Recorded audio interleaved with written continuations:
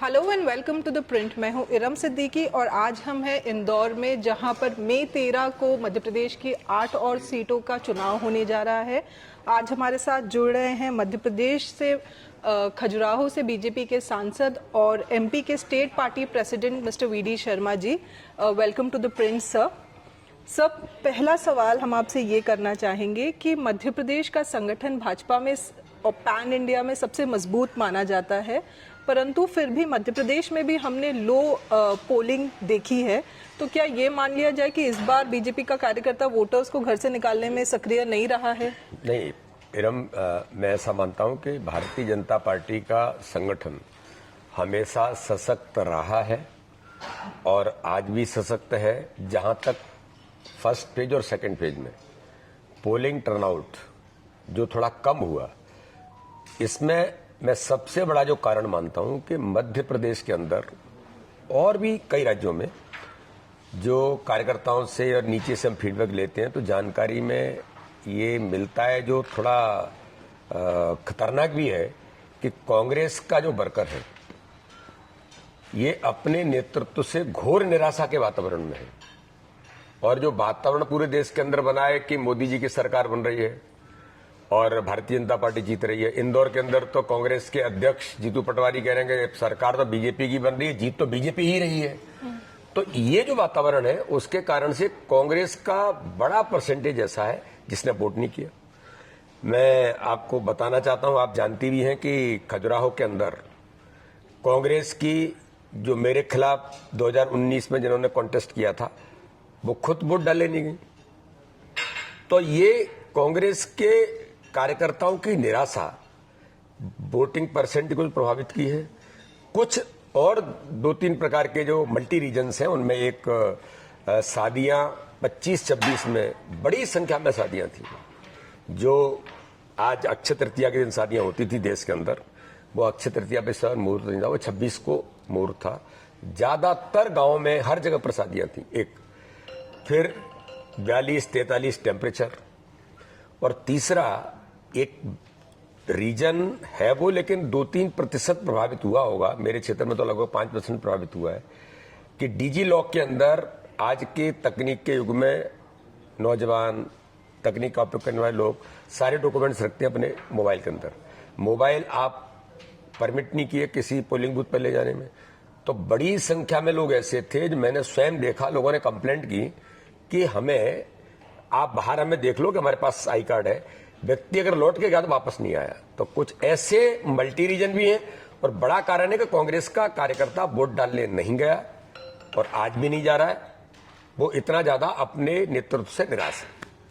Sir, अभी आपने खजुराहो की बात की, आप खजुराहो से सांसद रहे हैं, आप इस बार दोबारा वहां से चुनाव आपने लड़ा है, परंतु आपकी जो प्रिंसिपल ऑपोजिशन थी मीरा यादव, उनका नॉमिनेशन पेपर रिजेक्ट हो गया। जीतू पटवारी ने आरोप लगाया कि भाजपा दबाव बना रही थी नॉमिनेशन पेपर्स विड्रॉ करने के लिए। तो क्या वजह रही, आप उस पर थोड़ा सा चर्चा कर पाएंगे? इस देश के लोकतंत्र में कभी ऐसा होता है क्या कि किसी के नॉमिनेशन को दबाव डाल करके विड्रॉ करा दिया जाए?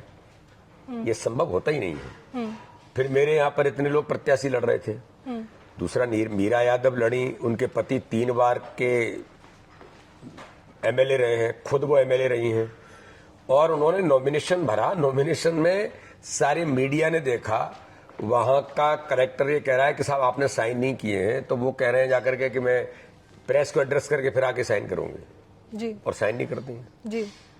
और माना कि आपके साथ किसी के साथ इंजस्टिस हुआ है तो न्यायालय के दरवाजे खुले, लेकिन आज तक का जो न्यायालय नहीं गए जी। तो जीतू पटवारी हो या कोई और हो, इंडी गठबंधन को सीट वो दी जिसका वहां कोई अस्तित्व था नहीं, और उसके कारण से उनके आपसी झगड़े, आपसी अंतर्कलह, अंतर्द्वंद जो भी रहा होगा अखिलेश यादव और कमलनाथ जी के बीच से जो विधानसभा में हुआ। मैंने तो पेपर में, समाचार पत्रों में देखा कि अखिलेश कह रहे कि कांग्रेस ने ही धोखा किया है जी, और उनके जो पति हैं जो चुनाव लड़ रही थी कि कांग्रेस के वकील ने गड़बड़ किया है। तो ये आपसी अंतर्कलह उनकी थी। हमें तो चुनाव लड़ने में ही आनंद आता है, और मैंने तो कहा था कि चुनाव होता तो अच्छा होता। हमें तो वोटिंग कराने में जान निकल गई, क्योंकि कैंडिडेट ये साथ में कोई सामने नहीं है, लेकिन फिर भी बहुजन समाज पार्टी के लोग थे और भी 13-14 प्रत्याशी चुनाव लड़ रहे थे। लेकिन ये कोई कारण नहीं है। जीतू पटवारी है, ये तो केवल हार के और बहाने ढूंढ करके ठीकरा फोड़ने का काम करते हैं, जो मुझे लगता है कि वहां की जनता अच्छे तरीके से जानती है। सर, हमने देखा लोकसभा चुनाव से पहले भारी संख्या में कांग्रेस के अलग अलग पक्षों के नेता अलग अलग पोजीशन के भाजपा इन्होंने ज्वाइन की। एक बड़ा नाम जो काफी चर्चित रहा था वो कमलनाथ और नकुलनाथ जी का था।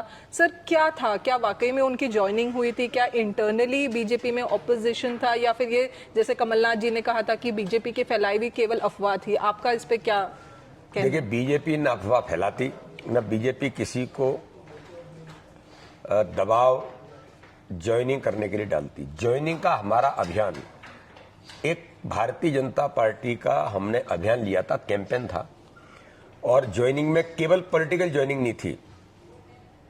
हर प्रकार के समाज में जो सामाजिक लोग हैं, आर्टिस्ट हैं, खिलाड़ी हैं, डॉक्टर्स हैं, तो आज प्रधानमंत्री नरेंद्र मोदी जी के साथ देश का एक बड़ा वर्ग जुड़ना चाहता है, भारतीय जनता पार्टी के साथ वो आज संपर्क में आना चाहता है।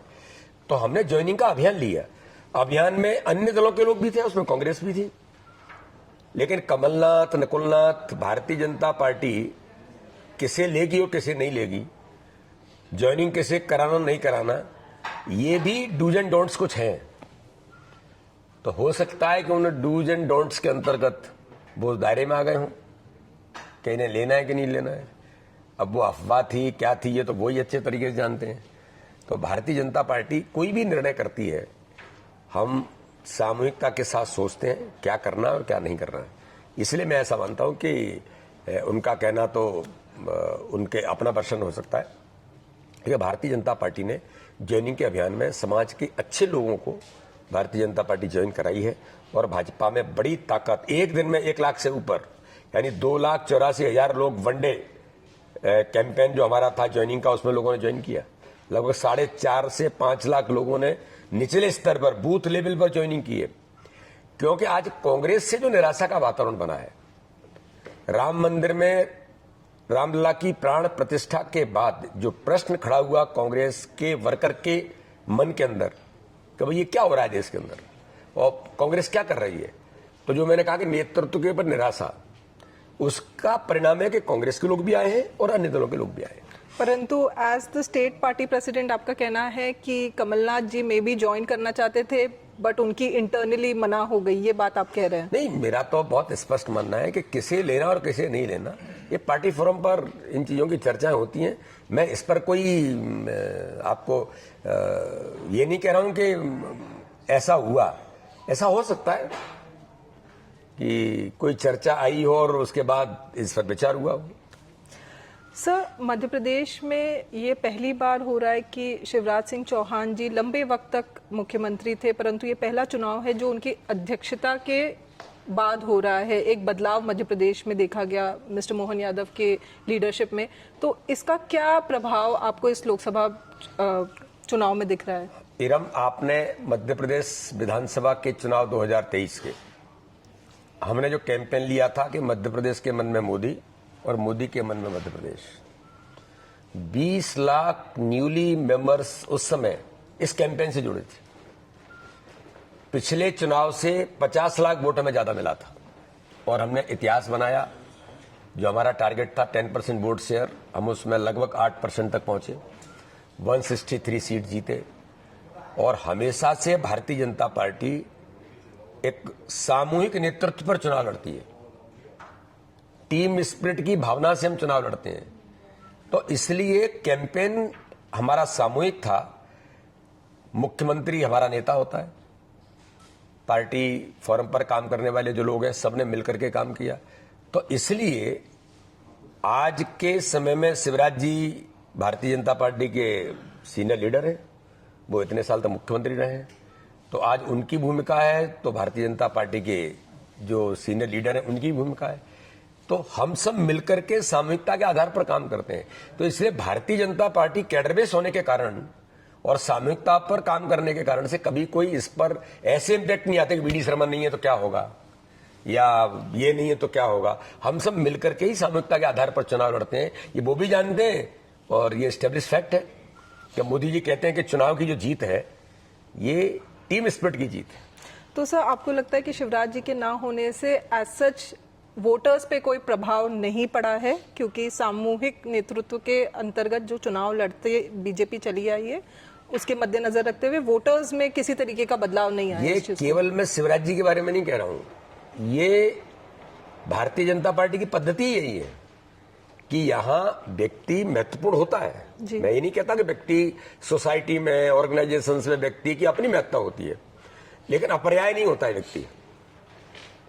भारतीय जनता पार्टी तो सामूहिक नेतृत्व पर काम करती है, इसलिए जो कार्यकर्ता आता है जिस जिम्मेदारी पर है उस जिम्मेदारी पर आगे बढ़ता जाता है, और जो चेंजेज होते हैं वो नेचुरली चेंजेज होते हैं। आज आपने देखा कि इतने साल तक वो मुख्यमंत्री रहे, नेचुरल चेंज हुआ। आज मोहन यादव कार्यकर्ता है, मोहन यादव मुख्यमंत्री हैं, वो आज एज ए चीफ मिनिस्टर काम कर रहे हैं। मेरे जैसे सामान्य कार्यकर्ता को स्टेट प्रेसिडेंट बना दिया। तो मेरा प्रयास रहा कि मैं स्टेट प्रेसिडेंट की भूमिका में अच्छा काम कर सकूं, उस भूमिका के अनुरूप अपने आप को बना सकूं। तो शिवराज जी का भी योगदान था मुझे तैयार करने में। भारतीय जनता पार्टी की सीनियर लीडरशिप भी अपने कार्यकर्ता पर हाथ रख के उसे आगे बढ़ाती है। तो यहां मैन मेकिंग प्रोसेस भी है कि कार्यकर्ता को तैयार करना। तो Bharatiya Janata party naturally in चीजों में काम करती रहती है। इसलिए किसी भी व्यक्ति के कारण से कोई एकदम हम पीछे चले जाएंगे, ऐसा बीजेपी में इसलिए नहीं होता कि हम पद्धति पर और सामूहिकता पर काम करते हैं। सर खजुराहो के बाद अब इंदौर 13 तारीख को पोलिंग होगी इंदौर में। हमने देखा यहाँ पे जो कांग्रेस के कैंडिडेट थे अक्षय बम, उन्होंने अपना नॉमिनेशन आखिरी दिन विड्रॉ करके बीजेपी ज्वाइन कर ली। आपके हिसाब से ये क्यों हुआ है? ये मैंने आपको जो कहा, ये मूल कारण है कि इस समय देश के अंदर, प्रदेश के अंदर जो वातावरण है कि कांग्रेस के नेतृत्व से घोर निराशा है, उनके वर्कर की, उनके नेताओं की, और उनके प्रत्याशी विड्रॉ करने लग गए। ये कांग्रेस के लिए उन्हें अपनी समीक्षा करनी चाहिए। और मैं ऐसा मानता हूं कि इंदौर के अंदर जो घटनाक्रम हुआ, क्या कांग्रेस ने इंदौर की जनता के साथ धोखा नहीं किया, या कांग्रेस के कार्यकर्ताओं के साथ धोखा नहीं किया कि जिन्हें प्रत्याशी बनाया और वो नॉमिनेशन समाप्त होने के एट द टाइम वो विड्रॉ करते हैं? तो ये कांग्रेस की लीडरशिप के प्रति जो निराशा है उसका परिणाम यह है कि सब जगह पर, जो मैंने कहा कि वोटिंग टर्नआउट में भी इसका इम्पैक्ट था, और लोग चुनाव नहीं लड़ना चाहते। दिग्विजय सिंह जी ने खुद कहा, वो इतने बड़े नेता हैं, उनने कहा कि मैं चुनाव नहीं लड़ना चाहता था लेकिन मुझे चुनाव लड़ाया गया। ये एक जगह नहीं था भाई। जीतू पटवारी तो यहाँ के कांग्रेस के प्रेसिडेंट थे, भाई आप ही लड़ लेते, और आप नहीं लड़े, आपने अपने किसी सिपह सालार को लड़ाया जो आपका फाइनेंसर, आपका पता नहीं क्या क्या था। तो जीतू पटवारी जी, ऐसा क्या हो गया कि एकदम आपका क्लोज से क्लोज आदमी और विड्रॉ करके चला जाता है? तो इसके लिए भाजपा जिम्मेदार नहीं है, जिम्मेदार आप हैं। और धोखा आपने कांग्रेस के वर्कर से किया और धोखा आपने इंदौर की जनता से भी किया। लोकतंत्र को हम तो स्वस्थ बनाना चाहते हैं, हम तो लड़ाई लड़ने में हमें क्या दिक्कत है? हम तो लगातार 74 के बाद से मुझे लगता है यहाँ कभी कांग्रेस जीती ही नहीं है, हम तो प्रचंड बहुमत से जीत रहे हैं। सर यही बात सुमित्रा महाजन जी ने कही है कि इंदौर एक बीजेपी का स्ट्रॉन्ग होल्ड रहा है। वो स्वयं 1989 से लेकर 2019 तक लॉन्गेस्ट सर्विंग एमपी रही हैं। उन्होंने अपने बयान में ये कहा कि ये जो पद्धति है ये नहीं होना चाहिए थी। जो एक कैंडिडेट है जिसने एक पर्टिकुलर पार्टी का नॉमिनेशन फॉर्म भरा है, आपको उससे चुनाव लड़ना चाहिए था, जनता तक जाकर उनका मत मांगना चाहिए था, उनको ओपिनियन लेना चाहिए था। उन्होंने इस चीज को क्रिटिसाइज किया है, तो इस पे आपका क्या कहना है? तो ये उन्होंने क्रिटिसाइज ठीक किया है सर, परंतु अक्षय बम तो आके फिर बीजेपी ज्वाइन कर ली है। मैं वही कहना चाहता हूं, ताई ने जो कहा, ताई ने उस पक्ष के लिए कहा कि उन्हें ऐसा नहीं करना चाहिए था, लेकिन भारतीय जनता पार्टी का इसमें रोल ही नहीं है। हम न किसी के पास गए, न हमने किसी को प्रेरित किया, न दबाव डाला।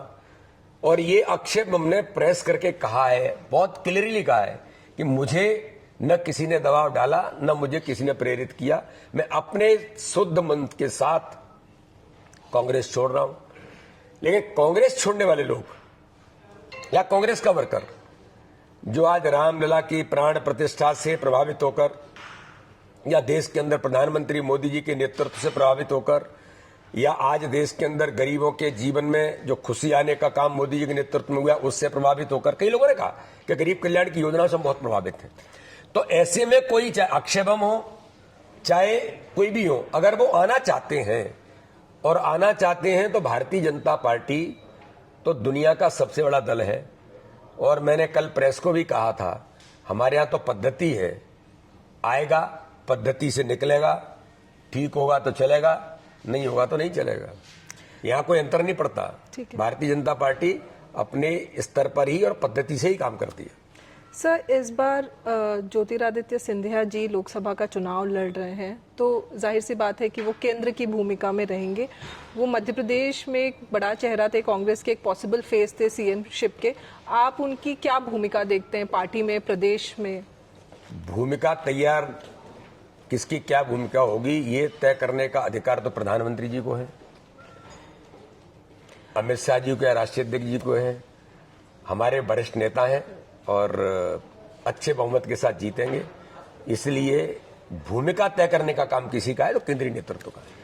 सर, सेंट्रल लीडरशिप, अगर हम प्राइम मिनिस्टर नरेंद्र मोदी जी की बात करें तो हम लोगों ने सेकेंड फेज के बाद उनका जो पॉलिटिकल कैंपेन है वो काफ़ी अग्रेसिवली एंटी माइनॉरिटी पिच के तौर पे देखा।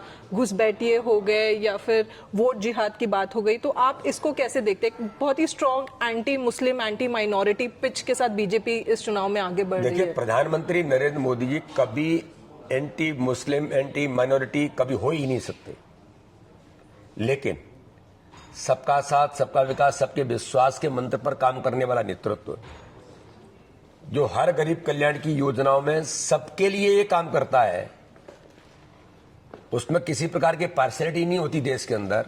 लेकिन जब कांग्रेस का मैनिफेस्टो ये कहे कि हम मुस्लिम आरक्षण, ओबीसी कैटेगरी में मुस्लिम को ला करके आरक्षण देंगे, यानी एक और आप आरक्षण पर भाजपा पर आरोप लगाते हैं और दूसरी ओर माइनॉरिटी के माध्यम से एंट्री करके आप दलित, एससी, एसटी और ओबीसी के आरक्षण पर प्रहार करते हैं।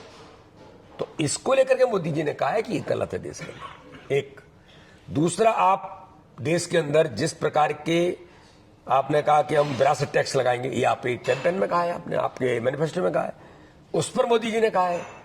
तो मोदी जी कभी किसी के विरोधी न कभी एग्रेसिव कैंपेन होता, देश के लिए होता है। मोदी जी ने कहा है कि देश के अंदर ये नहीं हो सकता, इसलिए इस प्रकार की चीजों को लोग जोड़ने का प्रयास करते हैं। लेकिन मोदी जी हमेशा से सभी समाज वर्गों के लिए, सभी धर्मों के लिए हमेशा उन्होंने विश्व के कल्याण की बात की है। मोदी जी ने तो वसुधैव कुटुंबकम की बात की है। तो इसलिए मोदी जी दुनिया में सर्वाधिक लोकप्रिय नेता हैं, इसलिए कि मुस्लिम कंट्रीज भी उन्हें सम्मान करती है, तो दुनिया भी तो मोदी जी को देखती है। तो ये कांग्रेस की तुष्टीकरण की राजनीति है जो इस प्रकार से भाव पैदा करना चाहती है। सर, पिछले लोकसभा इलेक्शन में मध्य प्रदेश में बीजेपी ने 28 सीटें जीती थी, छिंदवाड़ा एकमात्र सीट थी जो रह गई थी। इस बार आपको छिंदवाड़ा को लेकर आप क्या लगता है कि पूरी सीट्स बीजेपी जीत पाएगी, या इस बार बीजेपी कितनी सीट्स जीतेगी? इस बार मध्य प्रदेश के अंदर 29 की 29 सीटें जीतेंगे। छिंदवाड़ा में भी कमल खिलेगा। और एक बात और मैं आपको बताना चाहता हूं, इस बार का वोट शेयर, जब हमने 10% वोट शेयर की बात की है आगे बढ़ाने की, इस बार हम इसमें भी सफल होंगे। मध्य प्रदेश में अभी तक का सर्वाधिक vote share Bharatiya Janata party को चुनाव में मिलेगा। सर, आप 4 साल से प्रदेश में भाजपा के संगठन अध्यक्ष रहे हैं। हम सुनते आ रहे हैं कि हो सकता है आपकी भूमिका में बदलाव हो आने वाले दिनों में। आपके नेतृत्व में भाजपा ने 2023 में काफी बढ़िया जीत हासिल की। आप अपने आप को कैसे, किस भूमिका में देखते हैं? मैं अपने आप को एक कार्यकर्ता की ही भूमिका में हमेशा देखता हूं, क्योंकि कभी भी भारतीय जनता पार्टी में नेचुरल चेंजेस तो होते हैं, इसमें तो कोई बड़े इशू नहीं है। संगठन, हमारा केंद्रीय नेतृत्व को लगता है किसे क्या काम देना है, कौन किस काम की भूमिका में होगा, ये हमारा नेतृत्व ही तय करता है। हम लोग इस पर कोई बहुत विचार नहीं करते, जो काम मिलता है उस काम को अच्छे से कर सकें, ये हमारा प्रयास होता है। Thank you so much sir, thank you. बहुत बहुत धन्यवाद।